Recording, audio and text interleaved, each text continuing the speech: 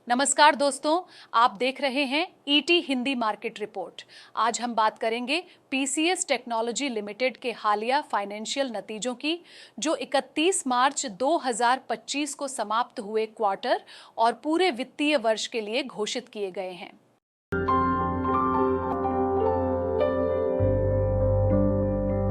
चलिए सबसे पहले समझते हैं कि पीसीएस टेक्नोलॉजी लिमिटेड क्या करती है।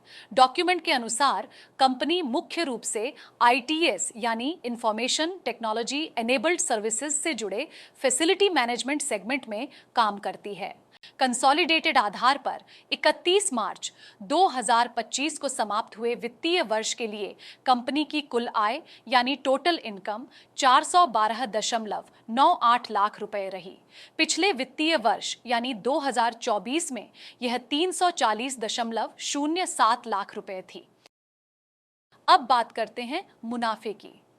कंसोलिडेटेड आधार पर 31 मार्च 2025 को समाप्त हुए वित्तीय वर्ष के लिए टैक्स के बाद कंपनी का मुनाफा यानी नेट प्रॉफिट 134.71 लाख रुपए रहा।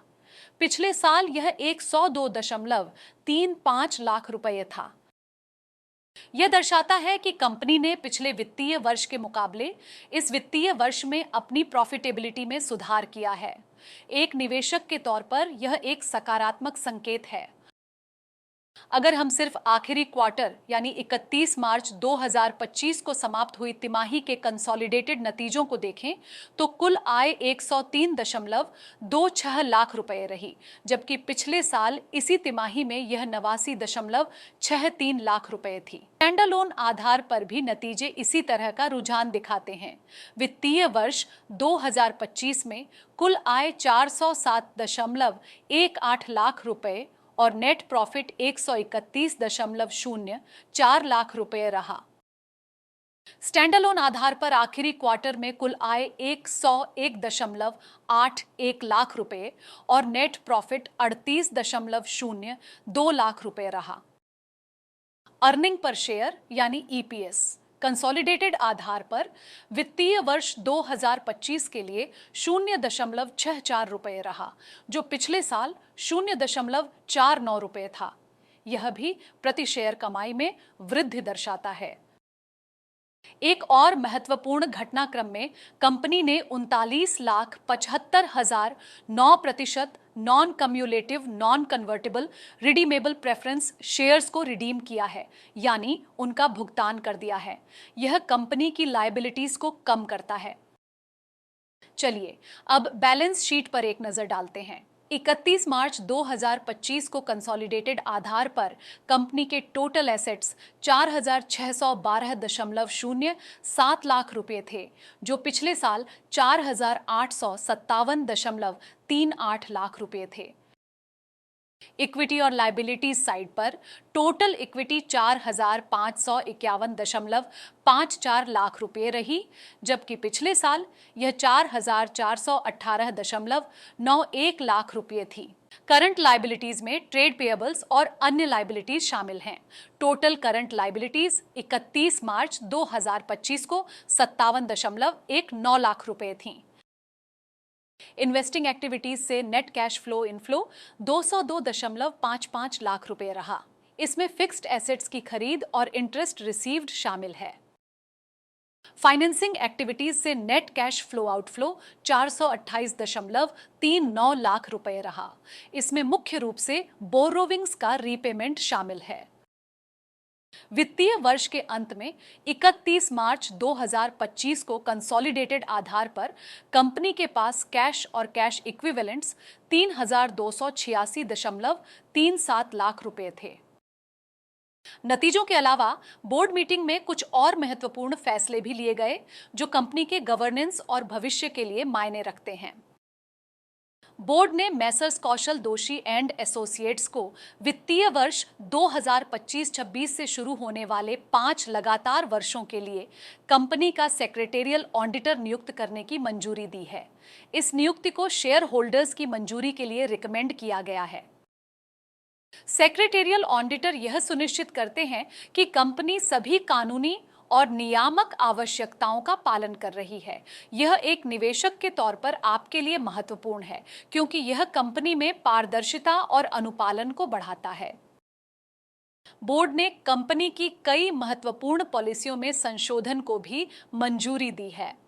इनमें related party transactions policy, material events और मटेरियल सब्सिडियरी के निर्धारण की policy, insider trading policy, nomination and remuneration policy और vigil mechanism whistle blower policy शामिल हैं। इन पॉलिसियों में बदलाव आमतौर पर नियामक आवश्यकताओं को पूरा करने और कॉरपोरेट गवर्नेंस को बेहतर बनाने के लिए किए जाते हैं। यह कंपनी के संचालन में अधिक स्पष्टता और जवाबदेही लाते हैं। बोर्ड ने श्री AK पाटनी, जो नॉन एग्जीक्यूटिव डायरेक्टर हैं, और श्री HC टंडन, जो इंडिपेंडेंट डायरेक्टर हैं, को 75 साल की उम्र के बाद भी जारी रखने की मंजूरी दी है। इसे भी आगामी एनुअल जनरल मीटिंग में शेयर होल्डर्स की मंजूरी के लिए रिकमेंड किया गया है। डॉक्यूमेंट में बताया गया है कि श्री पाटनी 31 जुलाई 2026 को 75 साल के होंगे और श्री टंडन 18 जनवरी 2026 को 75 साल के होंगे। उनकी निरंतरता 1 अगस्त 2026 और 19 जनवरी 2026 से प्रभावी होगी, जो शेयर होल्डर की मंजूरी पर निर्भर है। अनुभवी डायरेक्टर्स का बोर्ड में बने रहना कंपनी के लिए स्थिरता और मार्गदर्शन प्रदान कर सकता है, लेकिन 75 साल से अधिक उम्र के डायरेक्टर्स की निरंतरता के लिए शेयर होल्डर की मंजूरी आवश्यक है, जैसा कि सेबी नियमों के तहत अनिवार्य है।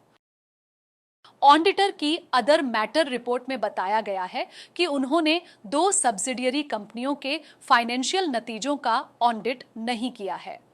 इन सब्सिडियरी के एसेट्स, रेवेन्यू और कैश इक्विवेलेंट्स कंसोलिडेटेड नतीजों का एक छोटा हिस्सा हैं। इन सब्सिडियरी के आंकड़े अन्य ऑडिटर्स की रिपोर्ट पर आधारित हैं, जो मैनेजमेंट द्वारा ऑडिटर को प्रदान की गई हैं। कंसोलिडेटेड नतीजों पर ऑडिटर का ओपिनियन इन अन्य ऑडिटर्स की रिपोर्ट पर आधारित है। एक निवेशक के तौर पर आपको कंपनी के प्रदर्शन में सुधार, अनमॉडिफाइड ऑडिट ओपिनियन और गवर्नेंस पहलों पर ध्यान देना चाहिए। साथ ही डायरेक्टर्स की निरंतरता के लिए शेयर होल्डर की मंजूरी और सब्सिडियरी ऑडिट से संबंधित अदर मैटर को भी ध्यान में रखना महत्वपूर्ण है।